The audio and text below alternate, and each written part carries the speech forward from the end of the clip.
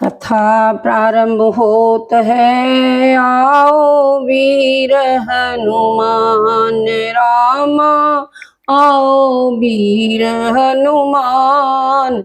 आसन पे आए विराजिए, तेज पुण्य भगवान। सियावर रामचंद्र की जय, पवन सुत हनुमान की जय। मंगल भवने अमंगल हारी, द्रबोस दशरथ अजिर बिहारी। दीन दयालु बिरद संहारी, हरहु नाथ मम संकट भारी। जय सिया राम जय जय सिया राम, जय सिया राम जय जय सिया राम। जय सिया राम जय जय ही विधि होई नाथ हे तुमोरा, करहु सुबेगी दासु मैं तोरा। सभी राम भक्तों की जय, सभी देवी देवताओं की जय।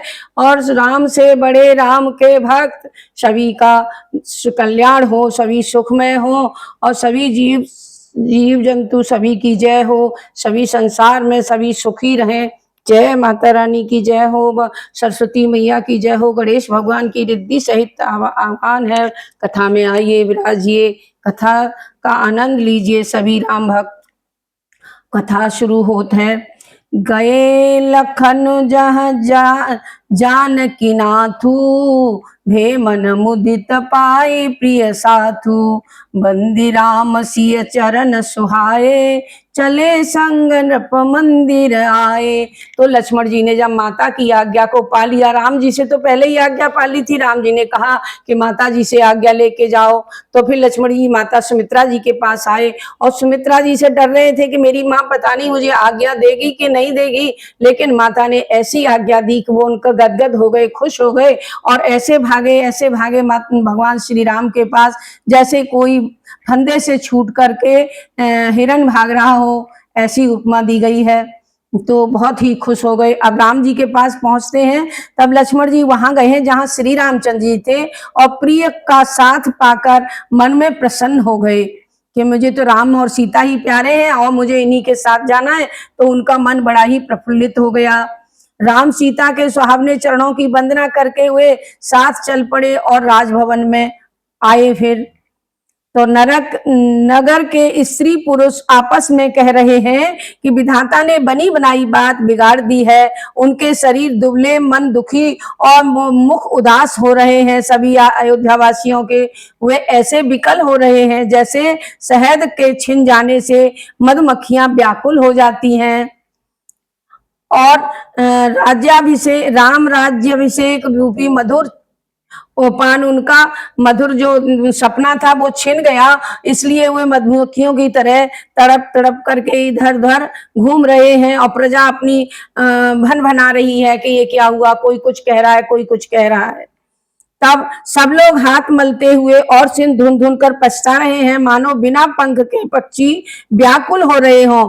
राजद्वार पर बड़ी भीड़ इकट्ठी हो गई है और उस पर विषाद का वर्णन, उस दुख का वर्णन किया नहीं जा सकता है। सचिव उठाई राव बैठा रे, कहीं प्रिय बचन राम पगुधारे। सिय समेत दूत नय निहारी, व्याकुल भय भूमिपति भारी। श्री राम जी पधारे हैं, ऐसे प्रिय वचन कहकर मंत्री जी ने राजा को उठाकर बिठा दिया। सीता सहित दोनों पुत्रों को वन के लिए तैयार देखकर राजा को भारी व्याकुलता हो गई, बहुत भारी दुख हुआ, वो जो वर्णन नहीं किया जा सकता है। सिय सहित सुत सुभग, दो देखी देखी अकुलाए रामा, देखी देखी अकुलाए। बारही बार सने हवस, राउलेन उरलाए। सियावर रामचंद्र की जय, पवन सुत हनुमान की जय। मंगल भवने मंगल हारी, द्रबहु से दशरथ अजिर बिहारी। जय सिया राम जय जय सिया राम। सीता जी सहित दोनों सुंदर पुत्रों को देख कर कई महाराज ऐसे व्याकुल होते हैं और प्रेम के बस होकर बार बार उन्हें अपनी छाती से हृदय से लगाते हैं। महाराज व्याकुल हैं, वे कुछ बोल नहीं सकते हैं, उनके हृदय में शोक से उत्पन्न हुआ भयानक दाह हो रहा है। तब अत्यंत प्रेम से चरणों में सिर नवाकर श्री रामचंद्र जी ने उठकर विदा मांगी। पितु आशीष आय सुमोहि दीजे, हर समय बिसौ मनऊ कत कीजे। पितु आशीष आय सुमोहि दीजे, हर्ष समय विस्मऊ कत कीजे, मतलब मुझे हर्ष होकर के खुश होकर के विदा कीजिए।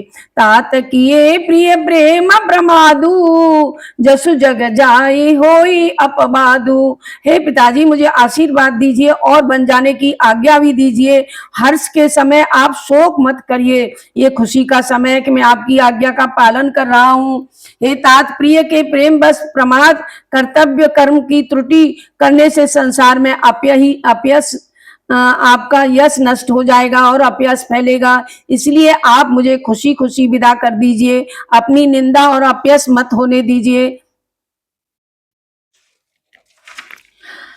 यह सुनकर स्नेहवर राजा उठ खड़े हुए और उन्होंने श्री रघुनाथ जी की बाहें पकड़कर बिठा लिया और कहा कि हे तात सुनो, तुम्हारे संबंध में मुनि लोग कहते हैं कि श्री राम चराचर के मालिक हैं। मुझे सब लोग ऐसे बताते हैं कि तुम तो चराचर के मालिक हो, लेकिन पिता को ये तो यही एहसास होता है कि मेरा बेटा है।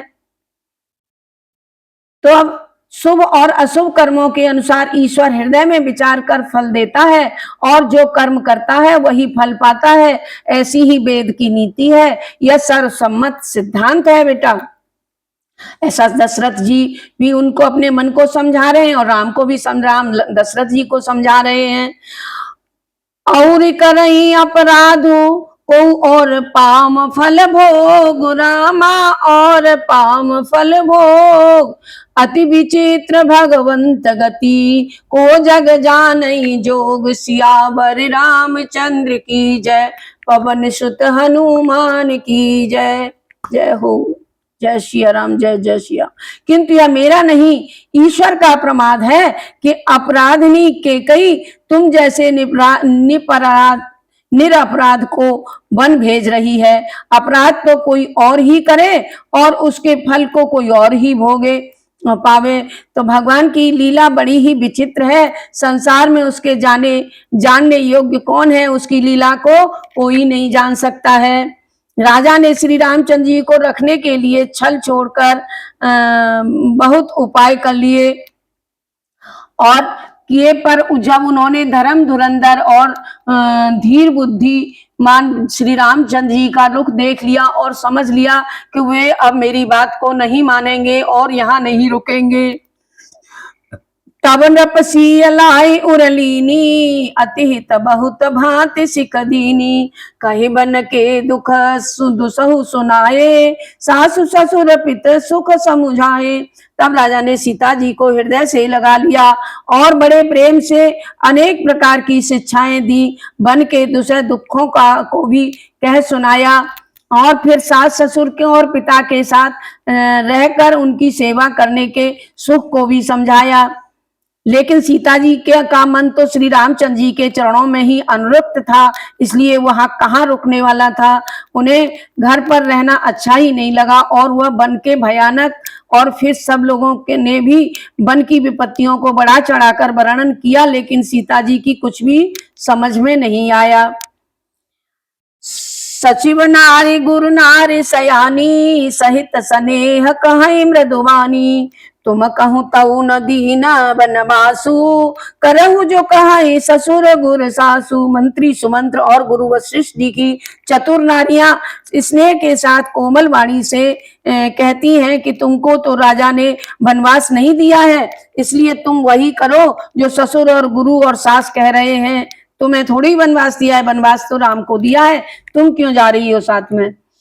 सिख शीतल धित मधुर मृदु, सुन सीत है न सुहाय। रामा सुन सीत है न सुहाय, शरद चंद्र चंदनी लगत जनुक चकई अकुलान सियावर रामचंद्र की जय। जय सिया राम, जय जय सिया राम। सीता जी को यह शीतल हितकारी मधुर और कोमल सीख सुनने पर अच्छी नहीं लगी। जिस तरह शरद ऋतु के चंद्रमा की चांदनी लगते ही चकवी व्याकुल हो जाती है, उसी तरह सीता जी भी व्याकुल हो गई। चांदनी रात मनुष्यों के लिए सुहावनी होती है, लेकिन चकवी के लिए नहीं होती है। वो बहुत ही व्याकुल हो जाती है, क्योंकि उसमें पति का बिछोह होता है। शरद की चांदनी रात तो भी दाहक होती है उसके लिए, उसी तरह सीता जी के लिए भी होने लगी। संकोच व सीता जी उत्तर नहीं देती हैं। यह सुनकर केकई तमक उठती है। उसने मुनियों से के वस्त्र आभूषण और बर्तन कमंडल आदि लाकर श्री राम जी के आगे रख दिए और मीठी वाणी से कहा, हे रघुवीर, तुम राजा के प्राणों के समान प्रिय हो। यह भीड़ जो इकट्ठी है शील स्नेह का दिखावा कर रही हो, अथवा भीड़ राजा शील और स्नेह छोड़ना नहीं चाहते हैं। पुण्य सुंदर यश और परलोक भले ही नष्ट हो जाए, पर वे कभी भी तुम्हें बन जाने को नहीं कहेंगे, राजा कभी नहीं कहेंगे। इसलिए तुम तैयार हो और चल दो। वो सब वस्त्र और कमंडल देख करके केकई उनको आग्रह कर रही है कि तुम राजा की वचनों पे मत जाओ, वो कभी जीते जी नहीं कहेंगे कि तुम बन चले जाओ। अस विचार सोई करहु जो भावा, राम जनन्य सिख सुख सुन सुख पावा। भूपहि बचन बान सम लागे, करहि न प्राण पयान अभागे। ऐसा विचार कर जो तुम्हें अच्छा लगे वही करो। माता केकई की सीख को सुनकर श्री रामचंद्र जी ने बड़ा सुख पाया। राजा को ये वचन बाण के समान चुभने लगे। वे कहने लगे, हाय मेरे अभागे प्राण, अब भी निकल क्यों नहीं रहे हो? अब भी मैं कैसे जिंदा हूँ? बहुत ही दुखी हो रहे हैं राजा। लोग विकल हो उठे, राजा मूर्छित हो गए। किसी को यह नहीं सूझता कि क्या करें। इधर श्री रामचंद्र जी ने तुरंत मुनि का वेश धारण कर लिया और वे माता पिता को सिर नवाकर चल पड़े। सजीवन साजु समाजु सब बनिता बंधु समेत, रामा सब बनिता बंधु समेत। बंदी भी प्रगुरु चरण प्रभु, चले कर सब ही अचेत। सियावर रामचंद्र की जय, पवन सुत हनुमान की जय। वन का सब साथ सम्मान सजकर श्री रामचंद्र जी पत्नी भाई के सहित ब्राह्मणों और गुरु के चरणों की वंदना करके सबको अचेत करके चल दिए। और वे निकलकर वशिष्ठ जी के दरवाजे पर खड़े हुए। वहां देखा कि सब लोग विरह के दावा नल से झुलसे हुए हैं। प्रिय वचन कहकर उन्होंने सबको समझाया कि फिर श्री रघुवीर के ने ब्राह्मण मंडली को भी बुलाया। गुरुजी ने कहकर ब्राह्मणों को वर्ष भर के लिए भोजन दिया और उन्हें आदर दिया और दान तथा विनती से वशीभूत कर लिया। तत्पश्चात याचकों को दान और सम्मान से संतुष्ट किया।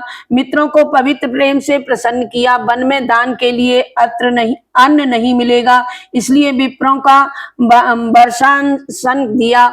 1 वर्ष से अधिक के लिए अन्न रखने की आज्ञा ब्राह्मणों को शास्त्र नहीं देते हैं।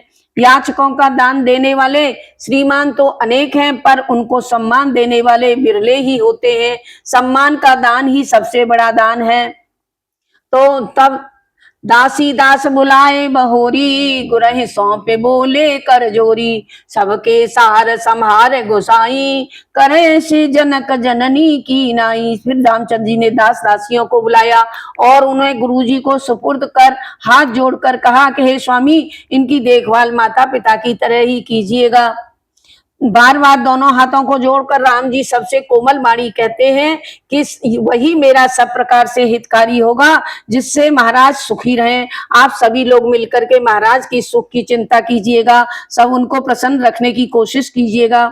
मातु सकल मोरे विरह, जेहि न होई दुख दीन, रामा जेहि न होई दुख दीन। सोई उपाय तुम करेहु, सब पुर जन परम प्रवीण। सियावर रामचंद्र की जय, पवन सुत हनुमान की जय। सिया राम। जैसे ही हे परम चतुर पूर्ववासियों, आप सब वही उपाय कीजिएगा जिससे मेरी सभी माताएं और मेरे ग्रह में दुख से दुखी न हो, प्रसन्न रहें, ऐसा उपाय आप करते रहिएगा। इस प्रकार श्री राम जी ने सबको समझाया। गुरु जी के चरण कमलों में हर्षित होकर सिर नवाया और गणेश, पार्वती और महेश को मना करके, उनको स्मरण करके आशीर्वाद पाकर श्री राम जी चल पड़े। राम चलत अति भयउ विषादु, सुन न जाए पुर आरत नादु। कुसुगुन लंक अवध अति शोकु, हर्ष विषाद विवश सुरलोकु। श्री राम जी के चलने के समय बड़ा भारी विषाद हुआ, नगर का आर्तनाद सुना नहीं जाता है, लंका में अपशगुन होने लगे, अयोध्या में अत्यंत शोक छा गया, देवलोक में सब हर्ष और विषाद के वश हो गए। हर्ष इसलिए कि अब राक्षसों का नाश होने वाला है, और विषाद इसलिए कि अयोध्यावासी आर्तनाद कर रहे हैं, बड़े बेचारे दुखी हो रहे हैं, तो उनको देख करके दुख भी हो रहा है। जब मूर्छा दूर हुई तब राजा आगे और सुमंत को बुलाकर इस प्रकार कहने लगे कि श्री राम तो वन को चले, पर मेरे प्राण नहीं जिएंगे, मैं प्राण नहीं, चले जाएंगे, मैं प्राण नहीं जाते। न जाने किस मिट्टी के बने हैं मेरे प्राण, क्यों नहीं जा रहे हैं, किस सुख के लिए ये शरीर टिका हुआ है, अब कौन सा सुख और देखेगा, इससे बढ़कर और कौन सी व्यथा मुझे बलवती होगी जिसके लिए मैं जीऊंगा, जिससे दुख पाकर प्राण और शरीर क्यों नहीं छोड़ रहे हैं। फिर धैर्य धरकर राजा ने कहा कि हे मित्र, तुम रथ लेकर राम के साथ चले जाओ और उसको रथ से घुमा लाओ। सुठ कुमार सुकुमार कुमार दो, जनक सुता सुकुमारी, रामा जनक सुता सुकुमार। रथ चढ़ाए दिखराए बनो, फिर गए दिन चार, सियावर रामचंद्र की जय, पवन सुत हनुमान की जय। जय विधि होई नाथ ही तुमोरा, करहु सुबेगी दासु में तोरा। तो राजा दशरथ कहते हैं कि दोनों कुमार अत्यंत सुकुमार हैं और जानकी भी बड़ी ही सुकुमारी है, उन्हें रथ में चढ़ाकर वन दिखला करके 2-4 दिन में लौटा करके ले आना। यदि धैर्यवान दोनों भाई ना फिरे, क्योंकि श्री रघुनाथ जी प्रण के सच्चे और दृढ़ व्रत हैं, तो तुम हाथ जोड़कर विनय करना और कहना कि हे प्रभु, मिथिलेश कुमारी सीता को तो लौटा ही दीजिए, तो सीता जी को तुम जरूर लौटा लाना। तब सीता वन को देखकर डरेगी, तब अवसर पाकर मेरी यह शिक्षा कहना कि सास ससुर के यह संदेश कहलाया है कि हे बेटी, तुम लौट चलो, वन में बड़ा ही क्लेश, बड़ा ही डरावना है। पितृग्रह कबहू कबहू ससुरारी, रहेहु जहाँ रुचि होई तुम्हारी। यही विधि करेहु उपाय कवन दम्बा, फिरई त होई प्राण अवलंबा। कभी पिता के घर में रहना, कभी ससुराल में रहना, जहाँ तुम्हारी रुचि हो, जहाँ तुम्हारी इच्छा हो वहीं रहना। इस भांति तुम बहुत से उपाय करना। यदि सीता जी लौट आए तो मेरे प्राणों का सहारा बन जाएंगी, मुझे अपने प्राणों का सहारा मिल जाएगा। नाही तमोर मरम परमाना, कछु न बसाए भये विधिवाम। अस कही मूर्छ परा महिराऊ, राम लखन सिय आने दिखाऊ। नहीं तो इसका परिणाम मेरी मृत्यु ही है। विधाता के विपरीत होने से कुछ बस नहीं चलता है। हाँ राम, लक्ष्मण और सीता को लाकर दिखला दो। ऐसा कहकर राजा मूर्छित होकर पृथ्वी पर गिर पड़े। पाई रजाय सुनाई सिरो, रथु अति बेग बनाए, रामा रथु अति बेग बनाए। गए जहां बाहेर नगर, सिय सहित दो भाई, सियावर रामचंद्र की जय, पवन सुत हनुमान की जय। सुमंत जी राजा की आज्ञा पाकर सिर नवाकर और बहुत जल्दी रथ जोतकर वहां से चलने गए जहां नगर के बाहर सीता सहित दोनों भाई खड़े थे। तब सुमंत जी ने राजा के वचन राज श्री राम को सुनाए और विनती करके राम जी के रथ में चढ़ाया। सीता जी सहित दोनों भाई रथ पर चढ़कर हृदय में अयोध्या को प्रणाम करके चल दिए। श्री राम जी को जाते और अयोध्या को अनाथ होते देख लोग व्याकुल होकर साथ चलने लगे। दया सागर श्री रामचंद्र जी ने उन्हें बहुत ही तरह से समझाया तो वो तो वो लौट पड़ते हैं, परंतु प्रेम के अधीन वो पुनः फिर लौट जाते हैं, फिर उनके पीछे चलने लगते हैं। तब अयोध्या बहुत डरावनी लगती है और मानो वहां अंधेरी कालरात्रि ही छा गई हो। नगर के स्त्री और पुरुष डरावने जंतुओं के समान एक दूसरे को देखकर डर रहे हैं और अयोध्या के घर मानो शमशान हो गए हैं। कुटुंबी लोग मानो भूत प्रेत की तरह लग रहे हैं। पुत्र हितैषी तथा मित्र मानो यमराज के दूत हैं। बगीचों में वृक्ष और बेलें कुम्हला रही हैं, नदी तालाब तो देखे नहीं जाते हैं। हय गय कोटिह केल मृग पुर पशु चातक मोर पिकरंगाथ सकुसारिका सारस हंस चरो चकोर सियावर रामचंद्र की जय। पवन सुत हनुमान की जय। मंगल भवन मंगल हारी रघुस दशरथ अजिर बुहारी। जय सिया राम जय जय सिया राम। जय विधि होई नाथ हित मोरा करहु सुबेग दासु मैं तोरा।